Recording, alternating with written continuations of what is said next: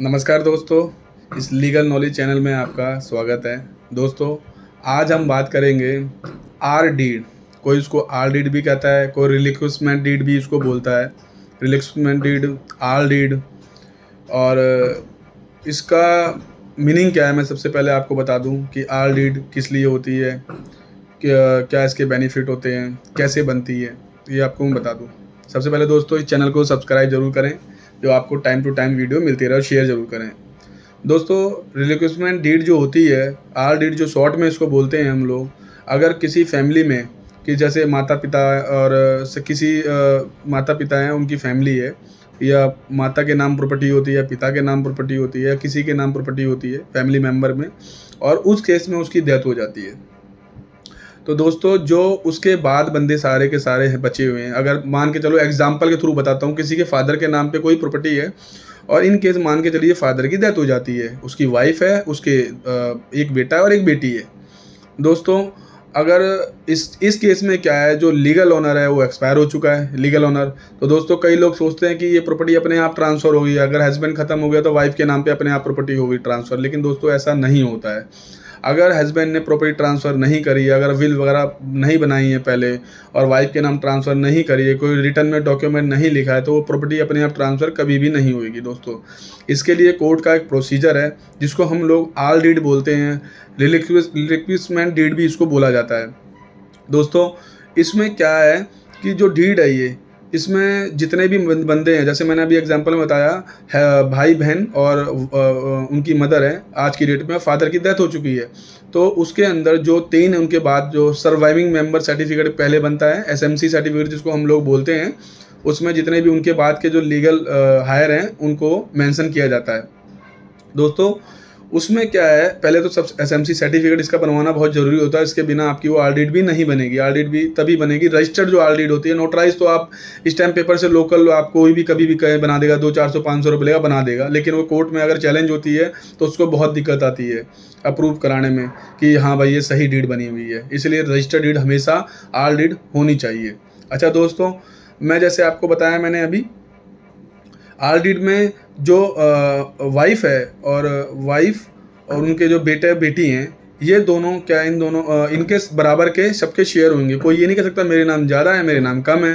कोई ये भी नहीं कह सकती मदर की मैं सारी प्रॉपर्टी ले रही हूँ, बच्चों को मैं नहीं दूंगी, या बेटे भी नहीं कह सकते बेटा की मैं ले रहा हूँ प्रॉपर्टी और मैं माता अपनी सिस्टर को, अपनी मदर को नहीं देना चाहता प्रॉपर्टी। उन सबका ऑटोमेटिक बराबर शेयर हो गया, लेकिन उसका लीगल डॉक्यूमेंट आपको बनवाना ज़रूरी है, जिसको हम लोग आर डीड बोलते हैं। दोस्तों, ये कोर्ट में ही बनती है, सब रजिस्ट्रार ऑफिस में ही ये जमा होती है। रजिस्ट्रार ऑफिस में आप जाएंगे तो वहीं पे ही ये रजिस्टर्ड होती है। कुछ इसकी गवर्नमेंट फीस होती है, आपको पे करनी पड़ती है, और आप किसी भी एडवोकेट के माध्यम से इसको बनवा सकते हैं।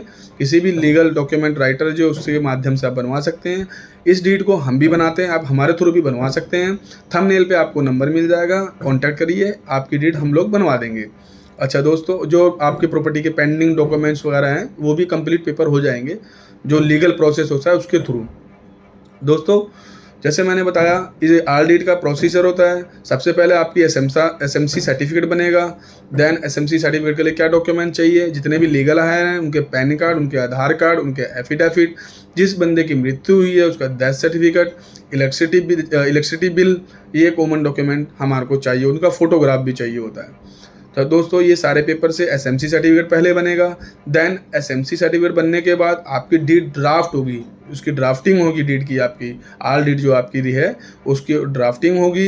देन ड्राफ्टिंग होने के बाद वो फिर रजिस्टर्ड होगी डीड। तो दोस्तों, इसको रजिस्टर्ड जब तक आप नहीं कराएंगे, जैसे 3 बंदे हैं, 3 बंदे क्या करते हैं, जो बंदा होता है, 2 बंदे हैं, वो एक बंदे को सारा शेयर ट्रांसफ़र कर देते हैं। जैसे कोई 3 बंदे हैं, अगर मदर है, उनका बेटा बेटी है, तो बेटा बेटी क्या करेंगे, अपने शेयर हैं अपने मदर को ट्रांसफ़र कर देंगे, तो वो आर डीड उनके फेवर में बन जाती है। फेवर में बनने के बाद वो डीड एक तरीके से देखा जाए तो प्रॉपर्टी उनके नाम हो जाती है आर डीड बनने के बाद। फिर वो उसको डिवाइड करते हैं, फिर वो देते हैं कि हाँ भाई ये प्रॉपर्टी इनके नाम है, ये प्रॉपर्टी इनके नाम हो जाती है। तो वो एक प्रोसेस होता है, लीगल प्रोसेस होता है एक, जो हम आपका वो प्रोसेस पूरा कंप्लीट करवा देंगे अगर आप हमारे द्वारा करवाते हैं, या आपका कोई एडवोकेट, फैमिली एडवोकेट हो तो आप उसके थ्रू से भी ये काम करवा सकते हैं दोस्तों। लेकिन ये सबसे बड़ी गलतफ़हमी है कि किसी बंदे की मृत्यु होती है, वो प्रॉपर्टी अपने आप ही ट्रांसफ़र हो जाती है। ऐसा कभी भी नहीं होता है।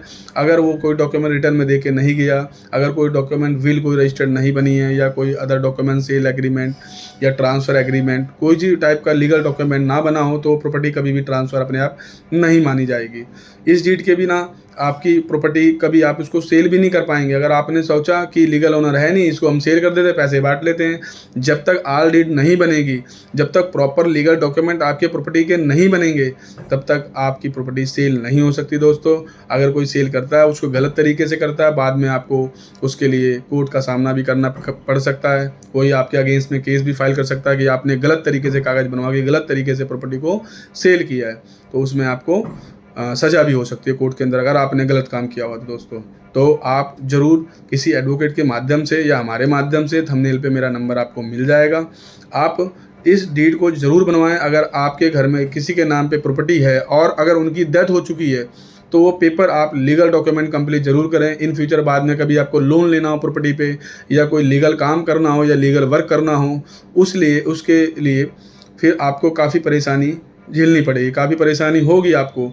तो इसके लिए आप अपना डॉक्यूमेंट पूरा कंप्लीट, जितने भी डॉक्यूमेंट हैं प्रॉपर्टी के, जितने भी आपके लीगल डॉक्यूमेंट हैं, म्यूटेशन वगैरह हैं, आप इसको कंप्लीट करा के रखें, अपने नाम पे करा के रखें। जितने भी लीगल डॉक्यूमेंट हैं, बिजली का बिल, आपका पानी का बिल, बिजली का बिल, गैस का बिल, और जितने भी आपके लीगल डॉक्यूमेंट्स हैं रिलेटेड टू प्रॉपर्टी, आपकी प्रॉपर्टी से जितने भी रिलेटेड है, या वो प्रॉपर्टी टैक्स हो, एमसीडी टैक्स हो, आपका सारा का सारा डॉक्यूमेंट कंप्लीट होना चाहिए। इन फ्यूचर में आपको लोन में कोई दिक्कत ना हो, इन फ्यूचर आपको सेल करने में कोई दिक्कत ना हो, इन फ्यूचर आपको ट्रांसफ़र करने में कोई दिक्कत ना हो। धन्यवाद दोस्तों।